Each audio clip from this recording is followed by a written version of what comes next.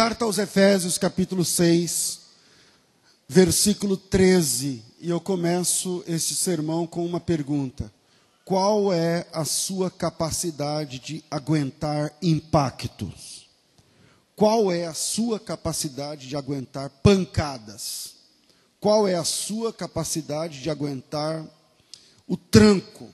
Eu começo com essa questão. Aos Efésios, capítulo 6, versículo 13, diz assim: portanto, tomai toda a armadura de Deus, para que possais resistir no dia mau, e havendo feito tudo, ficai firmes.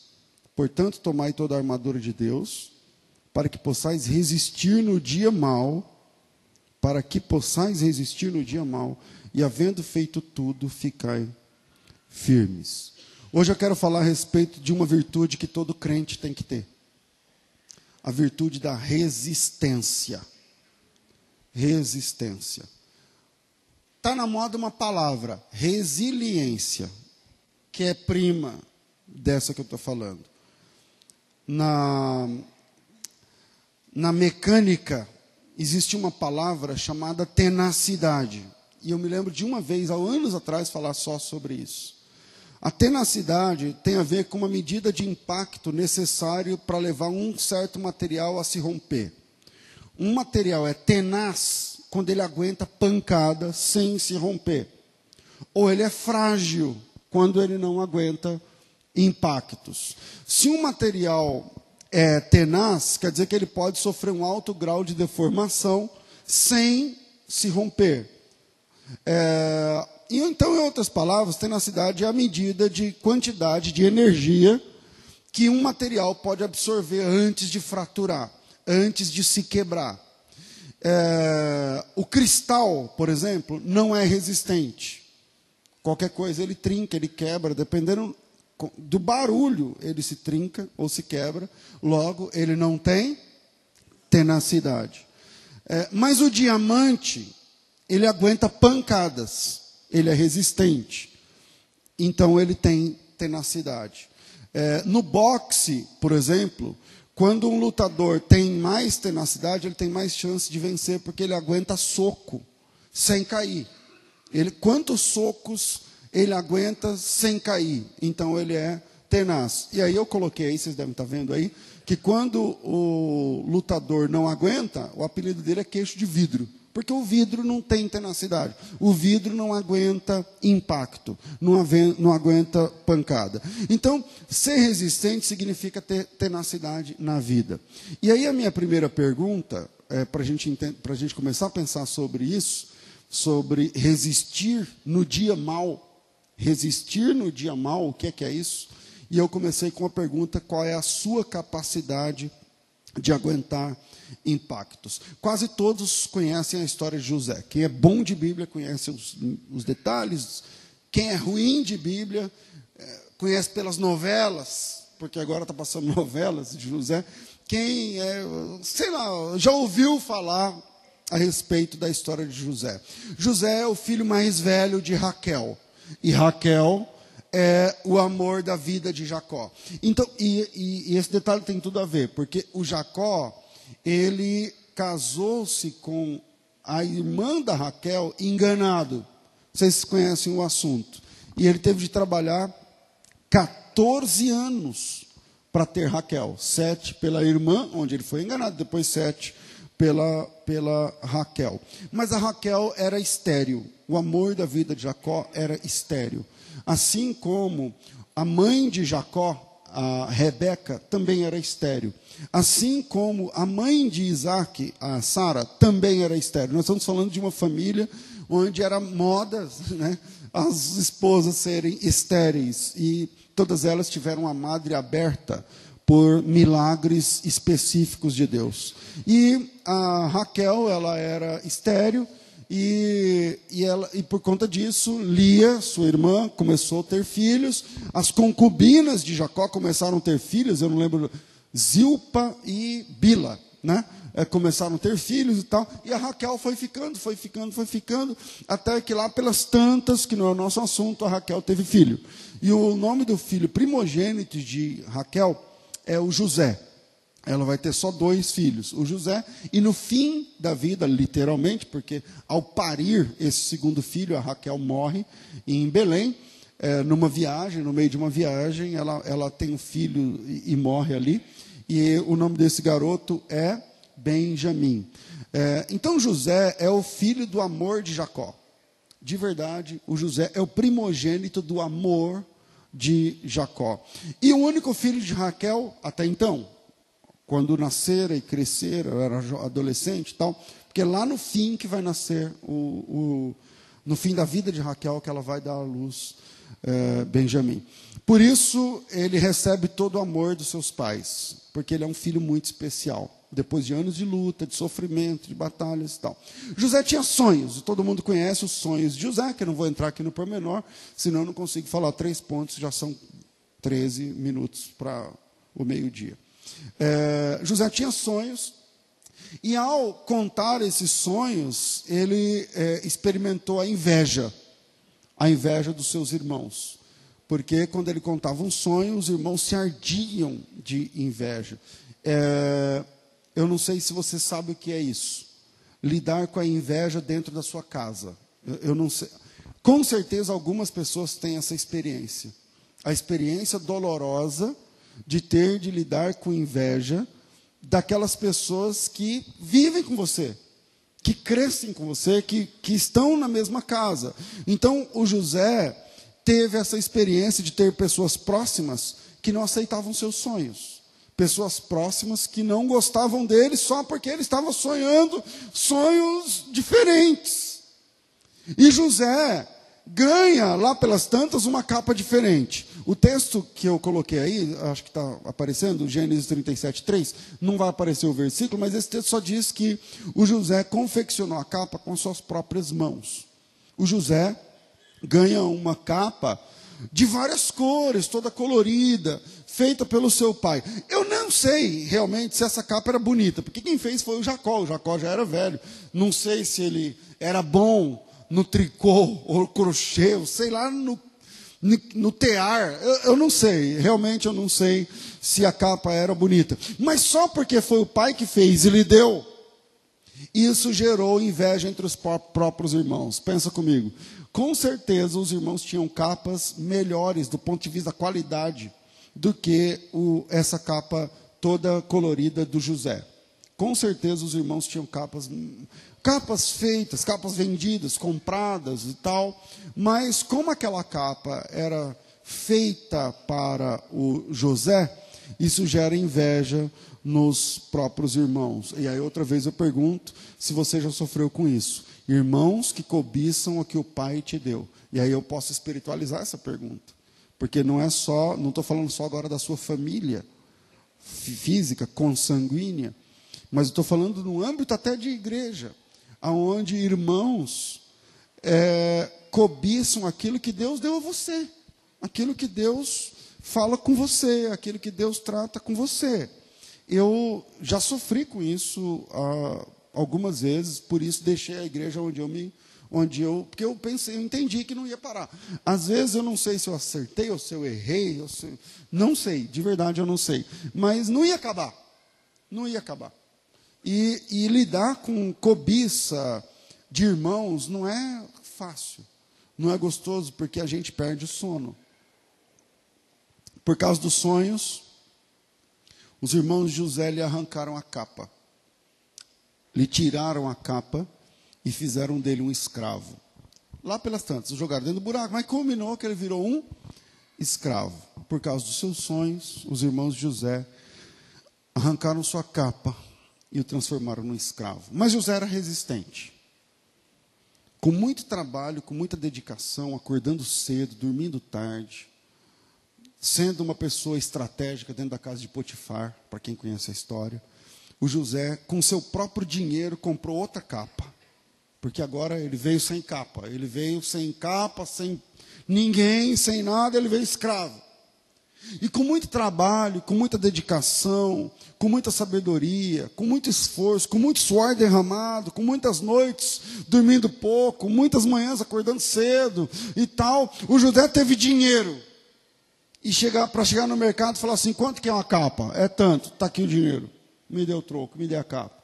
E agora o José veste uma capa que é sua, que ele comprou com o seu próprio dinheiro, não foi o pai que deu, ninguém tem motivo de ter inveja.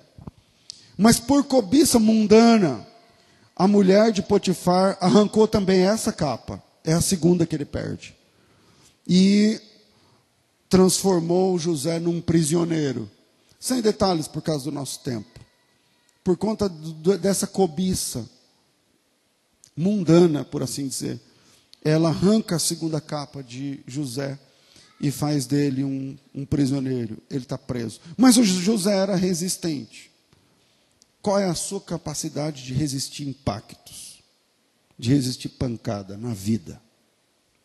José era resistente, agora preso, órfão de túnica e de capa, sem a túnica do pai, sem a capa que ele comprou, sem a liberdade com a qual ele nasceu, sem a língua que ele aprendeu a falar quando nasceu, num outro ambiente, numa ambiência de prisão, de dureza, sem capa, sem túnica, sem dinheiro, sem emprego e sem nada. José está pronto para entrar no sonho das pessoas, porque ele é resistente. Ele entra no sonho do padeiro, ele entra no sonho do copeiro, até ser convidado para fazer algo grande, para fazer parte do sonho do rei, do faraó. O faraó teve 2 sonhos, ninguém sabia, tal. Vocês conhecem a história. Então, José interpreta o sonho do rei. Ao interpretar o sonho do rei, o rei diz para ele, em quem vai ter o espírito dos deuses como você, e você, tal. E José é declarado, consagrado, empossado, tal, governador. A segunda pessoa mais importante no reino. Na verdade, o José é mais importante que o faraó naquele tempo, durante aqueles 7 anos. O próprio faraó reconhece isso. Né? Ele é o regente de todo o Egito. Então José finalmente é vestido daquela capa que ninguém pode tirar. Aquela capa que ninguém pôde lhe arrancar. Aquela capa que não é comprada com dinheiro e que não é feita pelas agulhas do pai ou pelo tear de alguma empresa, de alguma loja, de alguma confecção, não. José, então, vestido daquela capa que ninguém pôde arrancar mais. Ele se torna governador. E com essa capa de governador, não aquela feita pelo pai, ou aquela que ele comprou, arrancada na casa de Potifar, José entra numa sala, no capítulo 45 do livro do Gênesis, versículo de 1 em diante, o José entra na sala onde estavam seus irmãos. Irmãos que o tinham vendido, irmãos que o tinham traído, irmãos que o tinham humilhado. Ele entra na sala onde estão os seus irmãos. E ele está pronto para abraçar os irmãos que o traíram. Ele está pronto para entender que as capas que lhe foram roubadas foram fases ruins da vida. Tratamentos ruins que lhe deram para que ele chegasse onde Deus queria que ele estivesse.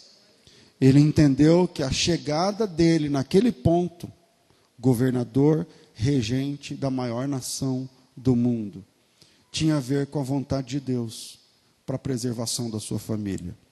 Gênesis 45. Então José não se podia conter diante de todos os que estavam com ele, e clamou, fazei sair daqui todo varão, e ninguém ficou com ele, quando José se deu a conhecer aos seus irmãos. E levantou José a voz em choro, de maneira que os egípcios o ouviam, e a casa de Faraó também ouvia. E José disse a seus irmãos, eu sou José. Vive ainda meu pai? E seus irmãos não puderam responder, porque estavam pasmados diante da sua face. E disse José a seus irmãos, peço-vos, cheguem até mim. E chegaram-se então, e ele disse, eu sou José, vosso irmão, a quem vendestes para o Egito. Agora, pois, não vos entristeçais, nem vos pese vossos olhos por me haverdes vendido para cá, porque para a conservação da vida Deus me enviou diante da vossa face, porque já houve 2 anos de fome no meio da terra, e ainda restam 5 anos em que não haverá lavoura nem cega. Pelo que Deus me enviou diante da vossa face, para conservar a vossa sucessão na terra, e para guardar-vos em vida, por um grande livramento. Assim não fostes vós que me enviastes para cá, mas Deus, que me tem posto por pai de Faraó, e por senhor de toda a sua casa, como regente em toda a terra do Egito. Apressai-vos e subi a meu pai, e dizei-lhe: assim te tem dito teu filho José, Deus me tem posto por senhor em toda a terra do Egito. Desce a mim e não te demores, habitarás na terra de Gósen, e estarás perto de mim, tu e todos os teus filhos, e os filhos dos teus filhos, e as tuas ovelhas, e as tuas vacas, e tudo quanto tens, e ali eu te sustentarei, porque ainda haverá 5 anos de fome, para que não pereças de pobreza, tu, tua casa e tudo que tens. E eis que os vossos olhos veem, e os vossos olhos, ou melhor, e os olhos do meu irmão Benjamim, que é a minha boca que vos fala. E fazei saber a meu pai toda a minha glória no Egito, e tudo que tens visto, e apressai-vos e fazei descer o meu pai para cá. E lançou-se ao pescoço de Benjamim, seu irmão, e chorou, e Benjamim chorou, e também lançado ao seu pescoço, e beijou todos os seus irmãos, e chorou sobre eles. E depois seus irmãos falaram com ele, e a nova se ouviu na casa de Faraó, dizendo: os irmãos de José são vindos. E pareceu bem aos olhos de Faraó e aos olhos dos servos de Faraó. E disse Faraó a José: diz a teus irmãos: carregai os vossos animais, parti, e tornem a terra de Canaã, e tornem a vosso pai e vossas famílias, e vinde a mim, e eu vos darei o melhor da terra do Egito, e comereis a fartura da terra. A ti, pois, é ordenado fazer isso. Tomai vós da terra do Egito carros para vossos meninos, para vossas mulheres, e não vos pese coisa alguma do que das vossas alfaias, porque o melhor da terra do Egito será vosso. E os filhos de Israel fizeram assim, e José deu-lhes carros conforme o mandato do rei. Também lhes deu comida para o caminho, lhes deu a cada um mudas de vestes, mas a Benjamim deu 300 peças de pratas e 5 mudas de vestes. E a seu pai enviou semelhantemente 10 jumentos carregados do melhor do Egito, 10 jumentos carregados de trigo, pão, comida para o seu pai, também comida para eles no caminho. E despediu seus irmãos, versículo 25, e subiram do Egito e vieram até Canaã, a casa de Jacó, e lhe anunciaram dizendo: José ainda vive, e ele também é regente da terra do Egito. E o seu coração desmaiou-se, porque não acreditava naquilo. Porém, havendo eles contado todas as palavras de José, que lhes falara, e vendo ele os carros que José enviara para lá, reviveu o espírito de Jacó, seu pai, e disse Jacó: basta, ainda vive meu filho José, e eu irei e verei antes que eu morra. Aleluia. Qual é a nossa capacidade de aguentar pancada na vida? José tinha sonhos, e ao compartilhar com seus irmãos, ele sofreu. E agora, no final, ele entende que aquele sofrimento, que aquelas pancadas, que aquelas traições, que aquelas dificuldades eram para a preservação da sua família. Eu quero deixar 3 pontos para a gente pensar nesse texto. Primeiro, o Evangelho nos prepara para os impactos da vida. O Evangelho nos prepara para impactos na vida. Até porque ser crente, ou para ser crente, é preciso estar preparado para pancadas. Ou você nunca sofreu quando você se converteu e na sua família alguém não aceitou? Ou não gostou? Hoje, como está na moda ser crente, eles não falam, mas não gostam. A história de José é um convite a um cristianismo resistente. Paulo diz que precisamos nos fortalecer em Deus para enfrentar de frente, como eu coloco aí, as astutas ciladas do diabo. E para podermos resistir no tal do dia mau. Sabe o que é dia mau? É um dia onde você vai ser confrontado, ou você vai ser afrontado, ou você vai ser humilhado, ou você vai ser perseguido, ou você vai perder alguma coisa. Você vai chorar. você vai chorar. Enquanto eu preparava esse sermão, o Salmo 92 me veio à cabeça. O justo florescerá como palmeira e como cedro do Líbano. Porque a palmeira, quando ela chega a 30 metros de altura, e ela é sozinha, nada fica em volta da palmeira. E mesmo sendo sozinha, quando eu falo sozinha, tem um problema, porque quando vem, por exemplo, o vento ele vai perdendo impacto conforme ele vai pegando em outras árvores. Mas quando ele está sozinha, ela aguenta o vento, aguenta a poeira, conheço bem o deserto de onde estou falando, aguenta os choques térmicos, que são diários. Nós estamos falando de 45, 50 graus de manhã, de dia, meio-dia, e 8 da noite, 0 graus. E esse choque térmico, está frio, está quente, ela aguenta. E um outro detalhe é que ela dá frutos o ano todo. E o cedro do Líbano, do qual você já conhece, chega até 40 metros de altura. Pesquisem isso que eu estou falando.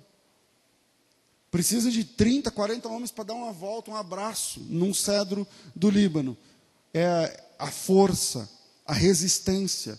O cedro do Líbano está desenhado na bandeira daquela nação.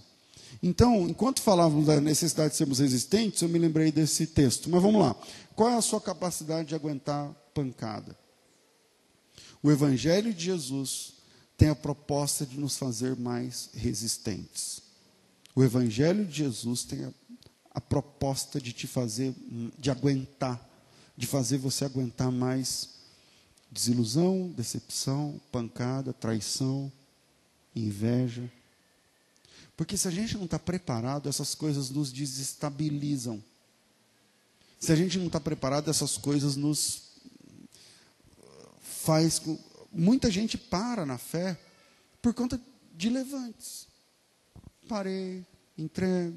E para trabalhar essa necessidade, nós vamos trabalhar um outro personagem no segundo ponto. Segundo, a resistência é um degrau para a maturidade. A resistência é um degrau para a maturidade.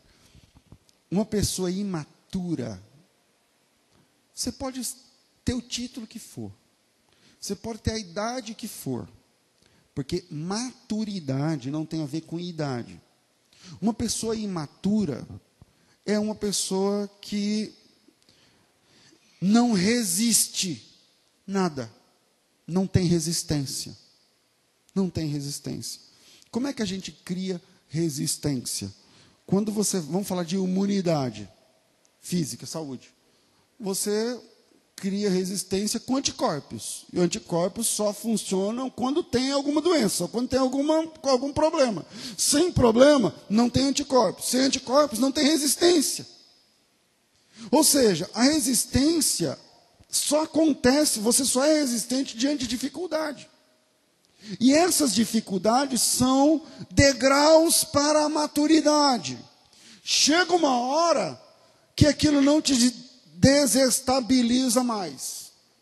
Chega uma hora que você já sofreu, o José já tinha sofrido tanto, que quando chegou a hora de ser preso injustamente, ele falou, isso não vai me desestabilizar. Falei de outro personagem bíblico, e esse personagem é Davi. Israel está no fronte de batalha, de um lado Israel, do outro lado a Filistia, os filisteus. Mas ao invés de uma batalha, o tal do campeão, que dos filisteus é o caso do Golias, pela conta, alguma coisa em torno de 2,90 metros, 3 metros, 3,15 metros, alguma coisa assim, é um cara muito grande, é um cara muito alto. Eu tenho quase 2 metros, imagina um cara que quase bate cabeça aqui nesse teto.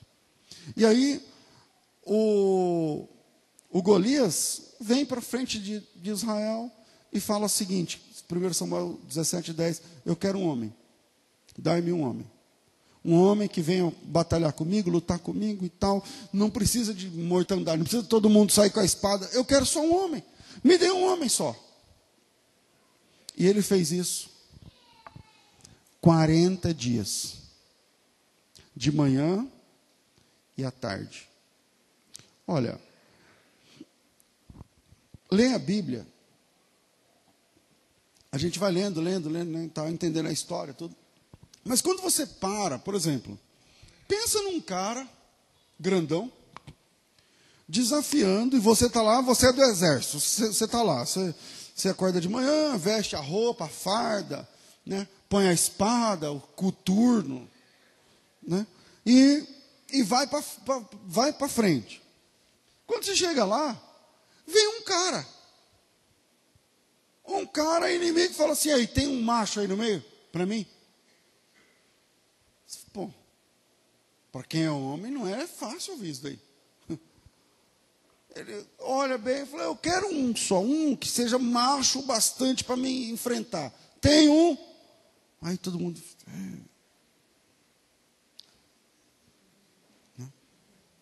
Por quê? O cara, olha o tamanho da mão do cara. Um tapa dele já arranca a cabeça do cara do pescoço.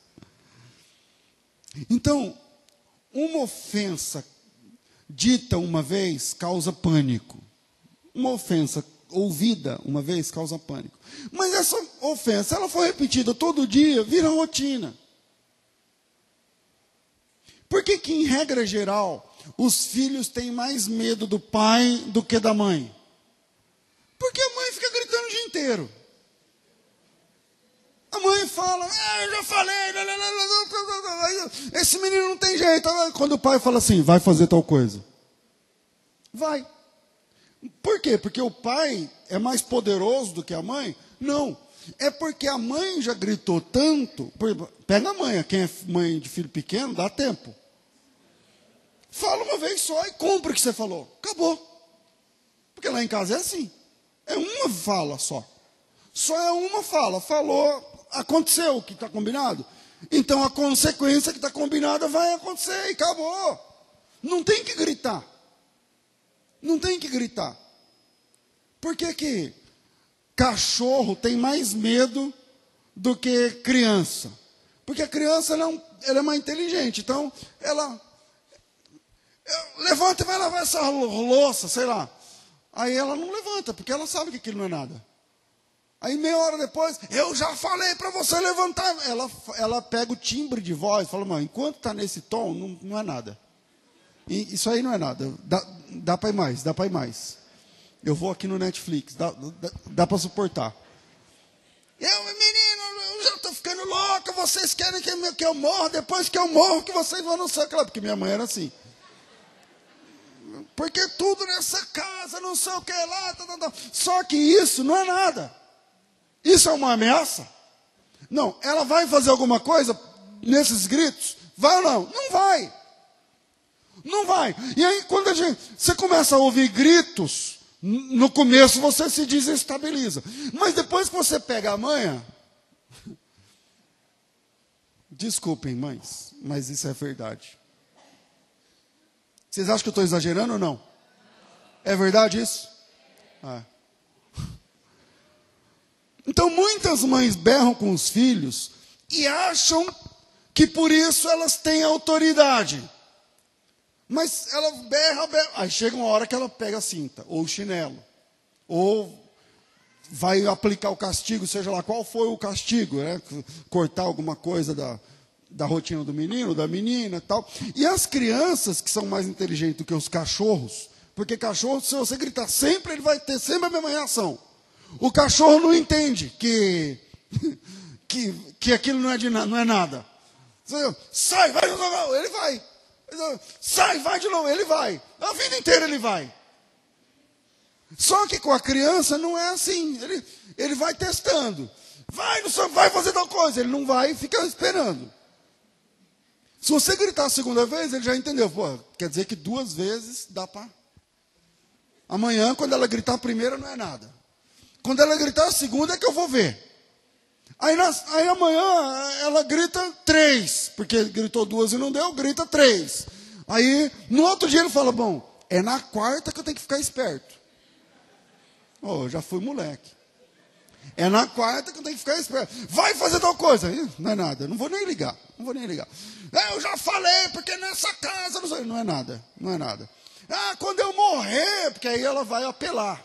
Né? Depois que eu morrer, vocês vão falar que não sei o que lá. Também não é nada. Aí, quinta vez. É isso que funciona. É assim que funciona a vida. Sabe quantos dias o Golias afrontou Israel? 40. De manhã e à tarde. Falando a mesma coisa. Ele provocou Israel, ou ele provocou em Israel, um certo comodismo. Porque chega uma hora que o cara ia para a fonte de batalha e nem levava mais a espada. O cara ia falar, não é nada, não vai ter nada. Eu vou ficar lá em pé, o cara vai passar xingando, brigando, só que ele vai embora. E a gente vai ficar livre.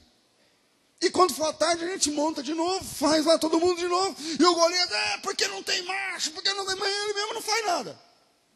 Ele grita e tal. Eles sabiam que aquilo ia durar uma parte do dia, mas que depois ia voltar ao normal. Isso é primeiro livro de Samuel, capítulo de número 17. No versículo 17, o Jessé, que não estava lá, o Jessé que é o pai do Davi, que não estava sabendo desse negócio do Golias, nem nada, senão, acho que se ele estivesse sabendo, acho que ele nem mandava o Davi. Falou para o Davi, vai lá, vê como é que está acontecendo. 40 dias, ninguém dá notícia. Geralmente, nenhuma luta, a guerra mesmo, dura 40 dias. A batalha, eu falo, a guerra pode durar um ano, mas aquela batalha, alguém tem que voltar. Ou a notícia que eles morreram ou que eles venceram. 40 dias não veio nada. E o Jessé falou, estou preocupado, porque desce lá. E eles vão, ele desce a montanha, chega lá, e no fronte de batalha, e quando ele chega lá, versículo 23, o problema do Golias foi o versículo 23. O Golias acostumou a ficar falando um monte de besteira, e xingando, e afrontando, e desafiando, e aí no versículo 22, Davi deixou a carga que trouxeram da mão do guarda, da bagagem, e perguntou se os seus irmãos estavam bem. E estando ele ainda falando com eles, eis que veio subindo do exército, dos filisteus, o homem guerreiro, cujo nome era Golias, o filisteu de Gate, e falou conforme aquelas palavras, e Davi ouviu. Esse é o problema. O problema é aquele som. É para trocar? Não. O problema do Davi é que ele falou, só que dessa vez o problema do Golias é que ele falou, só que dessa vez o Davi ouviu. Ele falava, todo mundo ouvia, milhares de pessoas ouviam, não era nada. Por que não era nada? Porque eles já acostumaram, para eles aquilo não fazia mais efeito. Só que Davi era a primeira vez que estava ouvindo. E o versículo 23, o azar de Golias, na minha opinião, é que aquele dia o Davi escutou.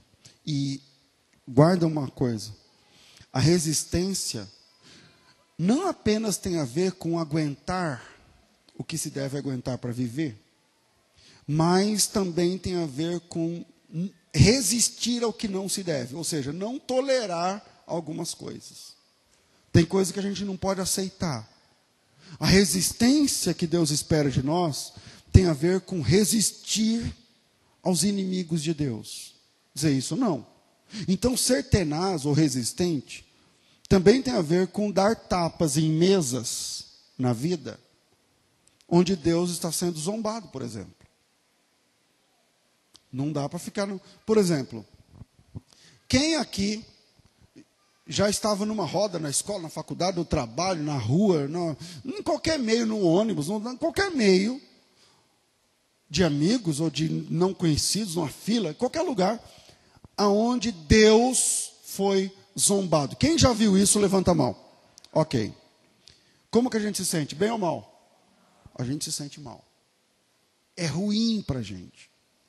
Só que se a gente não faz nada, vai piorando, chega uma hora que aquilo é normal.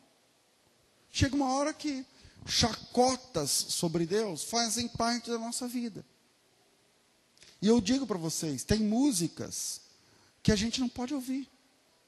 Tem piadas que a gente não pode ouvir. Nem falar, nem ouvir, nem aceitar que se conte na nossa frente. Fala, por favor, esse tipo de piada na minha frente não.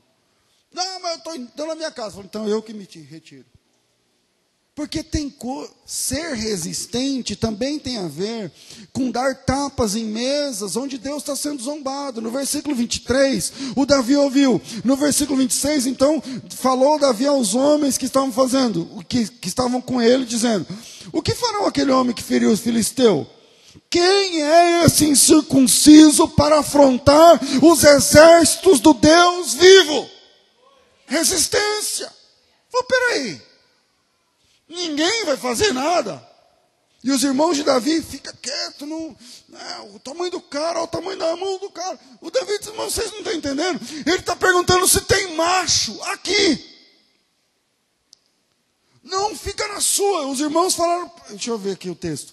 E os irmãos falaram para ele: com quem que você deixou aquelas ovelhas? Da onde? Quer ver versículo 28. E Eliabe, seu irmão mais velho, veio... o mais velho veio falar: por que desceste aqui? A quem deixaste aquelas poucas ovelhas? Bem conheço a tua maldade do teu coração. Você quer só ver a peleja, você só quer ver o circo pegar fogo. E disse Davi: mas eu estou errado? Eu fiz alguma coisa? Eu só estou perguntando se vocês estão entendendo o que o cara está falando.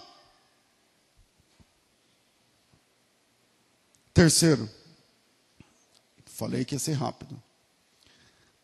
A comunhão com Deus nos torna resistentes. A comunhão com Deus nos torna resistentes. Pensa no Davi em pé na frente do Golias. Porque o Davi, lembra quando ele foi ungido lá, uma página antes, que ele era o menor? Ele era o menor, ele era pequeno. E para piorar, deixa eu ver. Hein? A roupa do Saul nem cabia nele. Mas não é só o tamanho. É que eu não sei se eu vou achar esse texto. Lá no versículo 16, quando Davi... Porque assim, o Samuel veio ungir Davi. Só que ele não sabia que era Davi. Ele veio ungir um dos filhos de Jessé. Porque 1 Samuel 16:1. Então disse o Senhor a Samuel: até quando terás dó de Saul, havendo eu rejeitado? Enche um vaso de azeite e vem. E enviar-te a casa de Jessé o belemita, porque dentro dos seus filhos me tem provido de um rei. Alguma coisa assim. E aí ele vai para a casa de Jessé, sem saber quem é o rei. Tanto que quando ele chega lá, ele se equivoca. O próprio Eliabe, que no contexto lá do Golias está brigando com Davi, que é o mais velho, quando ele aparece, grandão, forte, do exército e tal, o Samuel falou: certamente está perante o Senhor ser ungido. Mas estava certo ou estava errado? Errado. E aí vem outro, depois vem outro, ele se equivoca o tempo todo. E aí no fim ele fala: mas acabaram os meninos? Ele falou: não, ainda falta o menor. Eu não sei esse versículo. 16, qual? 16:11. Obrigado. Diz: acabaram os jovens? Eles: não, ainda falta o menor, porque ele apacenta as ovelhas e tal. Versículo 12, é esse o versículo que eu queria. Então mandou em busca dele, e o trouxe. Ele era ruivo, formoso de semblante e de gentil aspecto. Sabe o que é esse negócio de gentil aspecto? O Davi tinha cara de bonzinho. Ele era um cara de boa. Então, o gentil aspecto, ele não era cara de guerreiro. Ele não era um cara, além de ser pequeno, ele não tinha cara de um truculento, de um marombado, não, o Davi não. Ele era na boa, franzino. E ele tinha cara de bonzinho. Essa ideia do hebraico, de gentil aspecto, ou de, como é que fala outras versões aí? Boa aparência, de gentil presença, alguma coisa assim, é que ele não tinha cara de mal. O Davi, porque não tem aqueles caras que você topa num beco, com o cara, você, por dentro, você dá uma congelada assim, ó. O cara não falou nada. Aí você está olhando, você chega a dar um negócio assim. Não, o Davi não. O Davi era um cara do bem. Você olhava para ele e falava: é o Davi. É o Davi. O gentil aspecto é o Davi. Ele chega na casa, o Davi estava no pasto, ele não sabia de nada. Ninguém ninguém sabia de nada. E aí, foram chamar o Davi lá, o Davi sentado embaixo de uma árvore, com um ramo de capim na boca, ali cuidando das ovelhas, de boa. E aí o pessoal chega e fala assim: Davi, estão chamando você lá na sua casa. No meio do dia, vamos dizer que fosse que eles estavam sentando para almoçar. Vamos dizer que o Davi levava marmita e era meio-dia, 1, 2 da tarde, sei lá. O Davi falou assim, oxe, mas uma hora dessa? Aconteceu alguma coisa com os meus pais? Não, está todo mundo vivo e bem. Com os meus irmãos? Não, está todo mundo lá. Todo mundo está em casa uma hora dessa. Todo mundo está na sua casa. E tem mais, o Samuel está lá. O Samuel estar lá, numa época que não existia monarquia, é o princípio da monarquia, o Samuel ele acumulava a tríplice função de profeta, sacerdote e rei. Ele era profeta, ele era sacerdote e ele reinou como último juiz antes de dar posse a Saul. E é esse cara que está lá. Imagina a pessoa mais importante do país, só para a gente ter uma ideia, uma equivalência. Pega a pessoa mais importante da nação e aí ele fala assim, o Samuel está lá na sua casa. Aí eu digo, você está de brincadeira. Quem está lá em casa? O Samuel, o profeta, o sacerdote. Então aconteceu alguma coisa. Não, mas não aconteceu nada. E o profeta Samuel está te chamando. O cara não sabe meu nome. O profeta Samuel, que eu vejo só no tabernáculo, lá, não sei o que é do Santo dos Santos, não sei o que lá. Ele está chamando a mim. Segundo a história, ele tinha 17 anos. Ele falou, não, essa história não está batendo. Isso aí não combina. Porque eu não sou ninguém. Mas é verdade. E o Davi vai. Isso não é brincadeira não, né? Não é brincadeira isso aí não. Não é verdade. Está todo mundo lá. E o Samuel falou que só senta na mesa se você chegar. O Davi fala, não é verdade. Isso daí não é verdade. Não vai ter almoço na minha casa se eu não chegar. Vamos lá ver o que está acontecendo. E o Davi vai. Quando ele está chegando no bairro, vamos só ilustrar, fervendo de gente. Davi falou, eita pega, o negócio deve estar acontecendo algum esquema mesmo aqui, porque... E aí quando ele foi vendo no bairro, era na rua dele o fervo. E quando ele foi ver na rua, era na casa dele o negócio. Entupido de gente. Porque Deus, depois vocês leem com calma o capítulo 16, o Samuel falou assim, se eu fizer isso, entrar na casa de um civil, de um cara do nada, e tal, vai coalhar de gente. E o que eu falo? E Deus fala que você veio sacrificar. E aí era isso mesmo, estava um monte de gente. E o Davi chegou. Só que o Davi chegou, ele não era de nada, ele não era grandão, não era forte, não era cara de, sisudo, de tal. O Davi chega lá, oi pessoal, tudo bem? Me chamaram, estão dizendo, não sei se é verdade e tal. Dá licença, dá licença, dá licença. Quando ele chega na onde está o Samuel, ele chega, bom dia, boa tarde, tudo bom? É o seu Samuel, tudo bom? Mandaram eu vir, eu não estou sabendo. O Samuel está segurando um chifre de azeite. A palavra botolia é um chifre. Coloca azeite dentro e tampa com a rolha embaixo e com cera em cima. Ele está segurando um chifre do azeite sagrado. E aí ele olha para o Davi é ruivo, pequenininho, franzino, com cara de gente boa. O gente aspecto aí com cara do bem. Não é um guerreiro. E ele fala assim, é você que é o Davi? Foi, então ajoelha aí. O Davi nunca quis ser rei. O Davi nunca buscou, sabe, e tal. Não. Ajoelhei, meu filho. Ele ajoelhou e o azeite começou a cair sobre a cabeça de Davi sem saber nada. Aleluia. E a palavra do Senhor, através da boca de Samuel, diz assim, diz o Senhor, eis que eu te ungi hoje como rei sobre toda a nação de Israel. O cara não está sabendo. A comunhão nos deixa resistentes. O Davi resistiu ao Golias não porque ele é forte. O Davi. Não porque ele é um guerreiro. Não porque ele é experiente. Não porque ele é matador, faca no dente. Não! O Davi resistiu ao Golias porque ele tinha comunhão com Deus. E ele, ouvindo Golias dizer aquilo, não caiu bem. E ele diz assim, peraí, quem é esse incircunciso para afrontar os exércitos do Deus vivo? Chegaram a baixar meu microfone. Ele ouviu e não aguentou e falou, não é assim. E aí vem o Golias. Bom, aí tem a história, o Davi disse, eu vou. Se ele está perguntando se tem um macho aqui, durante 40 dias, tem milhares de pessoas aqui, e não tem um, põe meu nome aí, eu vou. Pode pôr meu nome aí, Davi. Eu que vou. E aí pega a roupa, a armadura do rei, que o rei também era alto. Não serve. E tal, a história que vocês conhecem, até que ele sem armadura, sem capa, sem defesa, sem nada, ele vai com a funda na mão. Ele falou, eu vou, meu. E aí começam as afrontas do Golias.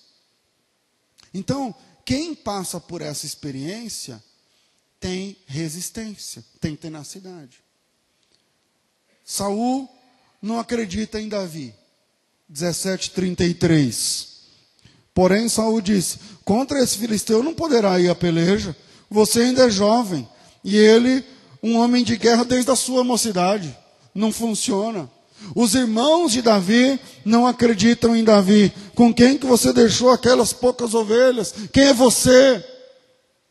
Golias, 17:42. Humilha Davi. E olhando o filisteu e vendo a Davi, o desprezou, porquanto era jovem, ruivo e de gentil aspecto. O Golias olhou e falou, esse cara aí branquinho, pequenininho, franzininho, com cara de gente boa, é ele. Não dá. Versículo, qual que eu li? 42, 43. Disse o filisteu a Davi, porventura eu sou um cão, para tu vires a mim com paus? Porque o Davi pegou só pedra, né, para levar. E o filisteu amaldiçoou Davi pelos seus deuses. E disse mais o filisteu a Davi, vem a mim e eu darei a sua carne às aves do céu, às bestas do campo.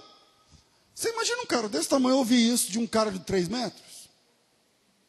Eu vou te dar suas carnes para as bestas do campo. Eu falando isso já está até medo.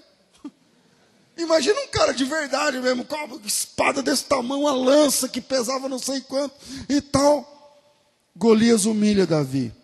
E palavras como essas, vindas de um homem armado com 3 metros de altura, desestabiliza a gente. Ou não?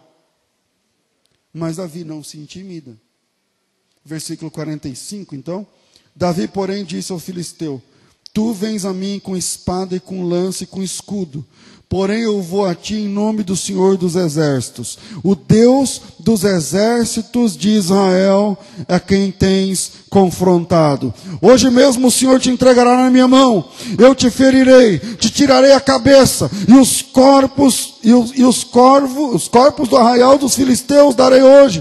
Mesmo as aves do céu e as bestas da terra e toda a terra saberá que existe Deus em Israel. E saberá toda essa congregação que o Senhor salva, não com espada, não com lança, porque do Senhor é a guerra e Ele vos entregará na nossa mão. Acabou! Essa resistência que suporta afrontas é a resistência que eu e você que nós precisamos ter. Tem que encerrar. Falamos sobre situações na família, José. Falamos sobre enfrentar oposições gigantes e gigantescas, Davi. Ser um crente resistente significa ser alguém que não desiste na primeira luta, que não perde a fé na primeira afronta. Paulo diz, eu combati o bom combate, acabei a carreira e guardei a fé. Será que todos nós podemos falar isso? De verdade? Porque alguns falam o contrário. Eu perdi no combate, saí nas carreiras.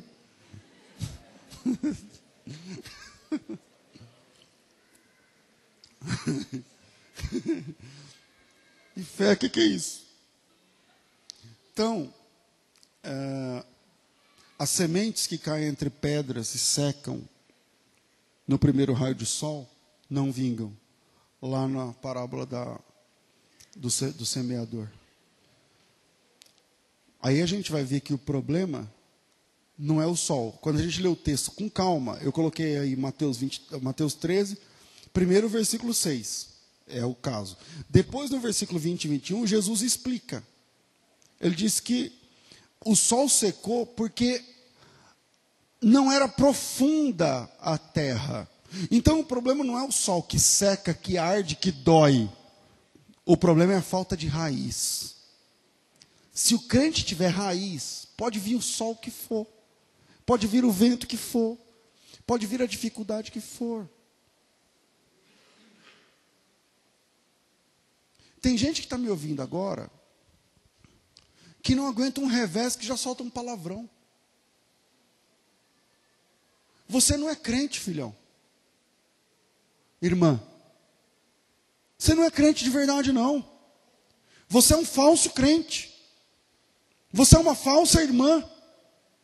Finge que é crente, não, mas se doer, já xinga o pai, já xinga a mãe, amaldiçoa Deus, amaldiçoa não sei o quê, porque é ser de desgraça, porque não sei o quê. Você é um palhaço. Não é crente. Não aprendeu o evangelho. Não tem tenacidade, não tem resistência, não tem profundidade. É uma piada. É uma piada. Porque o problema não é o sol. A semente que não brotou, lá em Mateus 20, Mateus 13, 20, o problema não foi o sol. Pastor, mas o sol sai e dói, não sei então, mas todas as sementes que brotam precisam do sol. Por que a uma o sol faz bem e a outra o sol faz mal? Porque uma tem raiz e a outra não tem raiz. Porque um crente perde, sei lá, o carro, o emprego, a mãe, um filho, não sei, qualquer coisa. E desestabiliza e amaldiçoa Deus e o mundo, e o outro, o Senhor me deu e o Senhor tomou, bendito seja o nome do Senhor. Por quê? A questão não é a prova. Os dois perderam o carro. Ou o pai, ou a mãe, ou o filho. Mas um tem profundidade. O outro é raso de alma. Por que Davi tinha tanta coragem, ainda pensando na encarada do Golias? Golias olhando assim para o cara, falando, eu vou dar suas carnes para comer e tal, das aves do céu, aquela maldição, os deuses, não sei das quantas. Como ele conseguiu passar por uma humilhação dessa? Sem tremer a sobrancelha. Sem gelar por dentro. Encerro dizendo que assim como José, Davi também aprendeu a aguentar o desprezo. Davi aguentava o tranco. Davi não tinha tamanho, mas tinha resistência. Porque lá no Samuel 17, 28, ele enfrenta o desprezo dos irmãos. Está aí o texto. E aquela não é a primeira vez que ele é desprezado. Ele tinha sido indeferido na reunião familiar que recebeu a comitiva de Samuel. Ou não? Os irmãos estavam todos lá, menos ele. Ele sabia o que era lidar com desprezo. O desprezo pode acabar com você, guarda isso. Se tem alguma coisa dessa palavra que você tem que guardar, o desprezo pode acabar com você ou pode te tornar resistente. Depende de como você reage. Davi enfrenta feras na vida.